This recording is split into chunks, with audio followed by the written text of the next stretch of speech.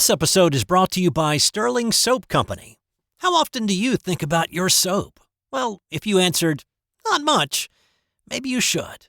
You see, a lot of what passes for soap in stores is technically not soap, according to the FDA's definition. It's full of lab-created chemicals and detergents because, well, it's cheaper to make. Now, what if you could buy natural soap made from natural ingredients like tallow, palm oil, coconut oil, and scented with essential oils, and for just a little more than you'd pay for grocery store soap? Sterling Soap is 100% natural, and with a wide variety of bath soaps, shave soaps, beard balm, lotions, and cologne, there's a product and a scent for just about everybody. Check them out for yourself at sterlingsoap.com. That's STIRLING soap.com. Are you a hockey fan? Then you'll love Eric Zweig's new book, Hockey Hall of Fame True Stories 2. It's a treasure trove of untold tales, bizarre incidents, and captivating trivia that will leave even the most devoted puckhead astounded.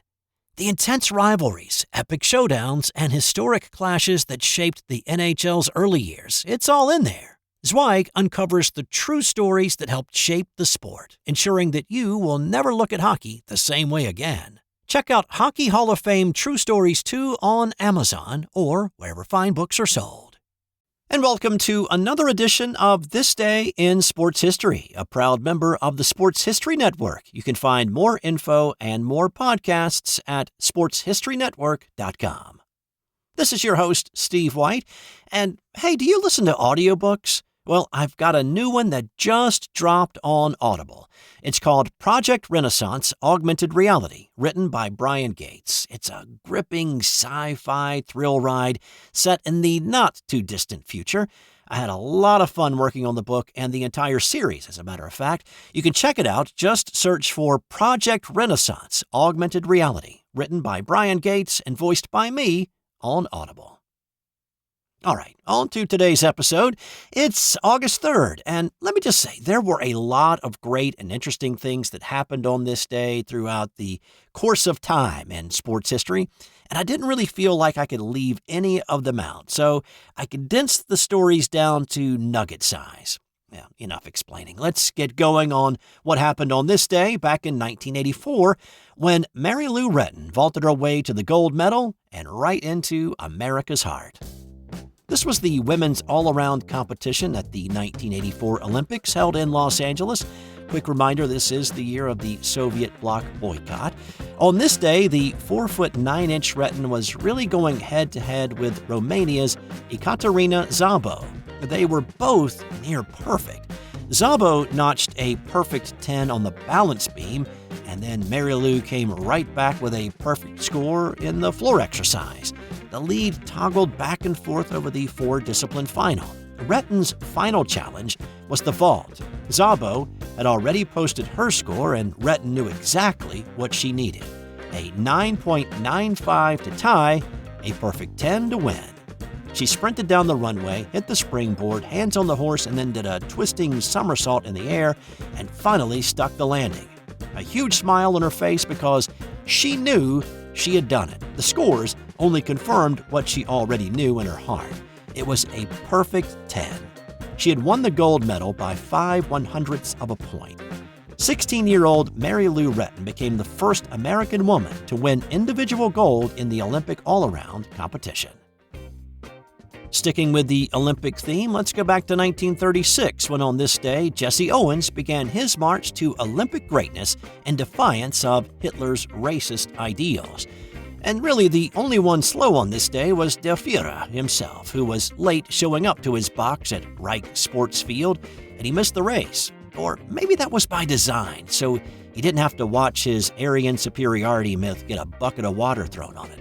This whole Olympic Games was supposed to be Hitler's showcase of his misdirected ideas, and yet when Owens lined up with 5 other runners in the 100-meter final, took off at the sound of the starter's pistol, sped down the track in a time of 10.3 seconds, outpacing his closest competitor, another black American named Ralph Metcalf, by a yard, Owens had won the first of his 4 gold medals, and the largely German crowd of 110,000 there that day cheered Owens' win.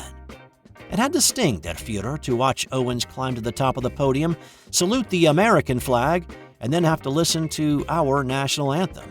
Under his orders, Owens and the other black athletes at the Games could only be referred to as black auxiliaries and not athletes or even people. And while Germany would win the most gold medals and the most medals overall at this Olympic Games, they were dominated by the Americans in the track and field events in the 1936 Olympics, starting with Jesse Owens' impressive win on this day. In 1948, it was the first major league start for Satchel Paige.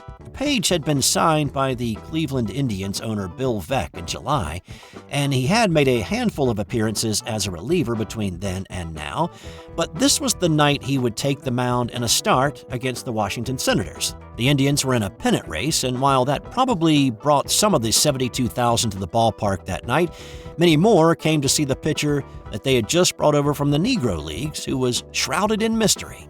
Paige had been pitching since 1927, and again, this is 1948, when he was just a lanky 20-year-old. But nobody knew that then. Nobody knew how old he actually was, and Satchel wasn't telling. The Senators scratched for a couple of runs off Paige in the first, and then he settled in. He would pitch 7 innings, allow 7 hits, 3 earned runs, strike out 6, and walk 4, and pick up his first major league win in a 5-3 victory for the Indians. Paige became the 4th black player in the league, the 2nd with the Indians, and the 1st black player to get the start as a pitcher in the major leagues, and of course the 1st black pitcher to pick up a win. At this point in his career, Paige was 41 years old. He would go 6-1 in his 7 starts that year. He would spend another year in Cleveland, then go back to the minors, and then he would wind up back with Bill Veeck in 1951, signing with the St. Louis Browns. Paige loved to play baseball and to pitch. He would play professional baseball in a variety of leagues until 1966, when he finally gave up the game at the age of 59. Let's keep the old guy theme going with what happened on this day in 1979. Sam Snead was playing in the PGA Championship at Oakland Hills in Michigan. On this day, Snead became the oldest golfer to ever make a cut at a PGA event at the age of 67 years, 2 months, and 7 days. The 3-time PGA champ finished 42nd in this one when it was all said and done. On this day in 1949, the NBA was created when the Basketball Association of America merged with the National Basketball League. The NBL formed in 1937 as a loose collection of industrial league teams and independent leagues. A lot of the teams were based in the Ohio and Indiana and Pennsylvania areas, but there weren't really any hard and fast rules with the NBL. Teams could play varying lengths of seasons. They just had to play a minimum of 10 games. How long a game was or how long a period in a game was up to the home team. The BAA came around in 1946 with teams in Philadelphia, Baltimore, Minneapolis, and others. It was a little better organized, and the focus was on larger cities. One of the reasons for the establishment of the BAA was to utilize city hockey arenas that sat empty on a lot of nights. Teams were set up in Boston, Toronto, Philadelphia, Baltimore, and New York. So when the 2 leagues decided to merge on this day in 1949, 17 teams were brought into the new league, rebranded as the National Basketball Association. Now, the league faltered a little bit in the early years. By 1954, the NBA was down to just 8 franchises. But it really was more about quality rather than quantity. Many current NBA teams, such as the Pistons, Hawks, 76ers, Lakers, Knicks, and many others, can trace their roots back to one of these 2 leagues that came together on this day back in 1949. On this day in 1921, Kennesaw Mountain Landis handed down lifetime bans for 8 Chicago White Sox players who were implicated in the 1919 Black Sox scandal. Despite the fact the players had been acquitted by a jury less than 24 hours earlier, the newly appointed Landis used his dictatorial powers to the fullest, banning the 7 players who had been on trial and one whose case had not even made it that far. Landis's quote from that day was, "Regardless of the verdict of juries, no player that throws a ball game, no player that undertakes or promises to throw a ball game, no player that sits in a conference with a bunch of crooked players and gamblers where the ways and means of throwing games are planned and discussed and does not promptly tell his club about it will ever play professional baseball. The players who were banned from baseball for life on this day were Eddie Sickott, Chick Gandil, Happy Felsch, Lefty Williams, Buck Weaver, Snead Reesberg, Fred McMullen, whose case was the one who did not go to trial, and Shoeless Joe Jackson. On this day in 1987, it was Joe Niekro running afoul of the long arm of the baseball law. Niekro was pitching for the Minnesota Twins against the California Angels. With one out in the bottom of the third, Niekro was facing Brian Downing, and he delivered a strike. Home plate umpire Tim Cheetah had either been monitoring the situation for a while or just happened to notice something on the baseball when he had thrown it back to Niekro, but he asked for the ball back, and then he casually walked out to the mound. He had Niekro take off his glove, and he started checking it. He asked Niekro to empty his pockets. When Niekro reached in his back right pocket, he pulled out an emery board and then attempted to casually toss it behind the umpires that had gathered near the mound. It was not a smooth move, and it was immediately noticed, and Niekro was immediately tossed for doctoring the baseball.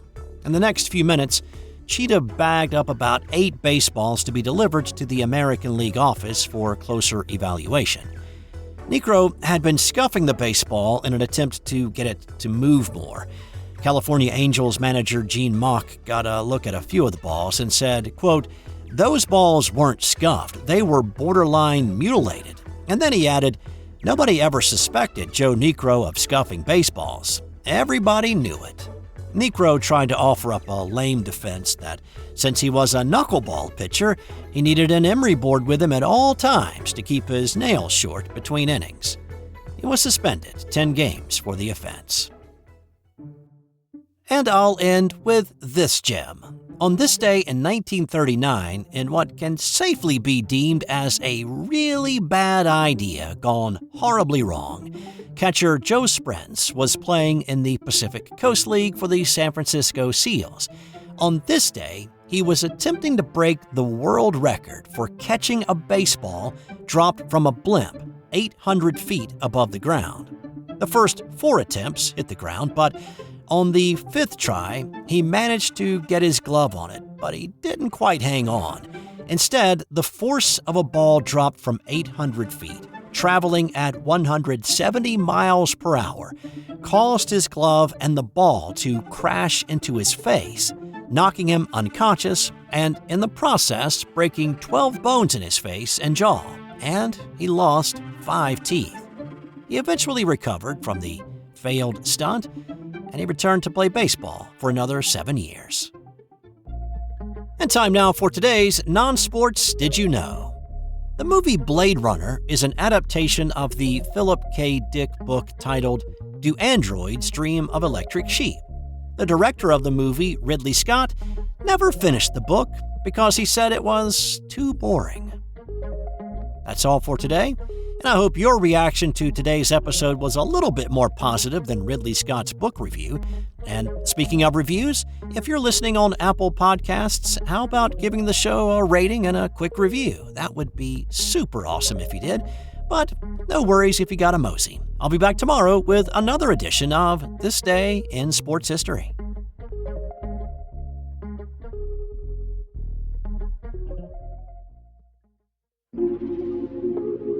This has been an original Thrive Suite production. Hey there, sports history fan.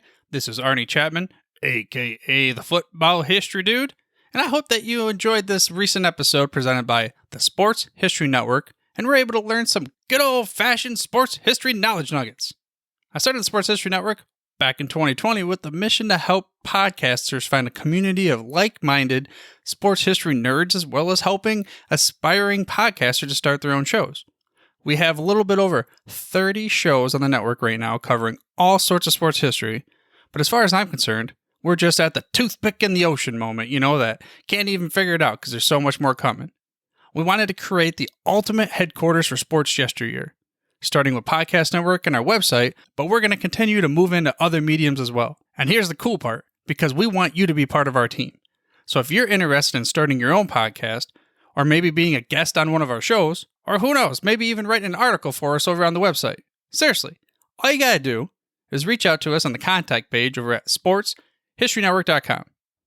You can be as technologically savvy as a Neanderthal tapping on a stone trying to figure out this whole hieroglyphics thing back in the day.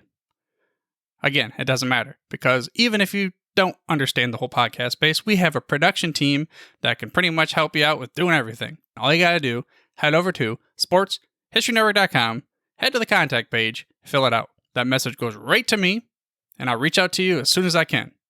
But for now, dude, I'm through if you're through.